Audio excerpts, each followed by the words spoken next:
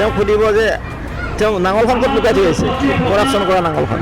মই সোধা তেওঁ নাঙলখন ক'ত থৈ আছে বুলি সুধিব, এনা বুলি কয়, বুজি পাইছেনে? ঠেনা চিঙা বেঙুনাৰ কোনো কাম নাই।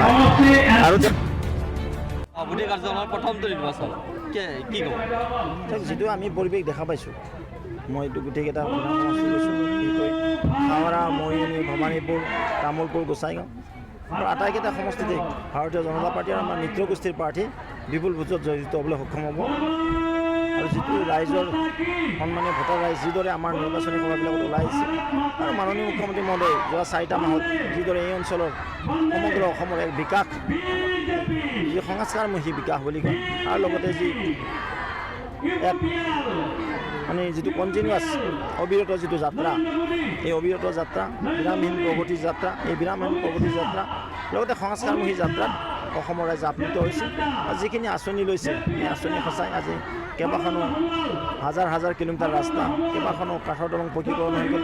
আজি জিলাই জিলাই মেডিকেল কলেজ, জিলাই জিলাই ইঞ্জিনিয়াৰিং কলেজ, এই অসমৰ ৰাইজক জনতাক চুই গৈছে, অন্তৰ চুই গৈছে।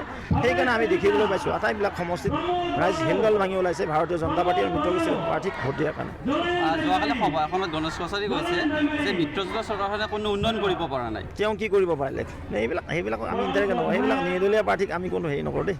তেওঁ কৈছে যে উন্নয়ন কৰিব পৰা নাই কাৰণে আজি তেওঁ নাজানে। তামোলপুৰ জিলা এডমিনিষ্ট্ৰেটিভ জিলা হ'ল, তেওঁ 17 বছৰ BPF শাসন কৰিছিল, কি কৰিব পাৰিছিল? তেওঁ নাঙলখন ক'ত থৈ আছে বুলি সুধিব, নাঙলখন কিয় লুকাই থ'লে? নাঙলখন তেওঁৰ নাম কি? গণেশ কছাৰী। তেওঁক সুধিব যে তেওঁ নাঙলখন ক'ত লুকাই থৈ আছে, কৰাপশ্যন কৰা নাঙলখন। মই সোধা বুলি ক'ব। তেওঁ কৈছে যে মুখ্যমন্ত্ৰী ডাঙৰীয়াই হেলিকপ্টাৰলৈ আহি আল্টিমেটলি তেওঁৰ প্ৰচাৰ কৰা। মুখ্যমন্ত্ৰীৰ দায়িত্ব আছে, অসমত নিৰ্বাচন হৈছে, তেওঁ কোন হয়? তেওঁ কোন এতিয়া? তেওঁ ঠেনা চিঙা বেঙেনা বুলি কয়, বুজি পাইছেনে? ঠেনা চিঙা বেঙেনাৰ কোনো কাম নাই। আৰু তেওঁক ভোটো নিদিয়ে ৰাইজে, তেওঁক চিনি পাই গৈছে শুক্লাই চেৰভাং অঞ্চলৰ ৰাইজে। আপুনি ৰাজ্যিক বিজেপিৰ সভাপতি হিচাপে তামোলপুৰ সমষ্টিৰ ৰাইজক কি ক'ব?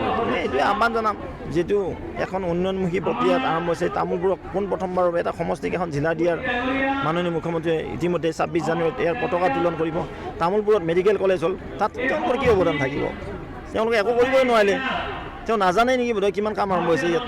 শুক্লাৰ ওপৰত গোটেইকেইটা কাঠৰ দলং পকীকৰণ হ'ল, পাগলাদিয়াৰ ওপৰত কাঠৰ দলং পকীকৰণ হ'ল, শুক্লাইত ব্লক হ'ব। তেওঁ 17 বছৰ শাসন কৰিলে একো কৰিব নোৱাৰিলে। তেওঁ নোৱাৰে কাৰণে এইবিলাক কয়, যিবিলাক পাৰে সেইবিলাকে নকয়।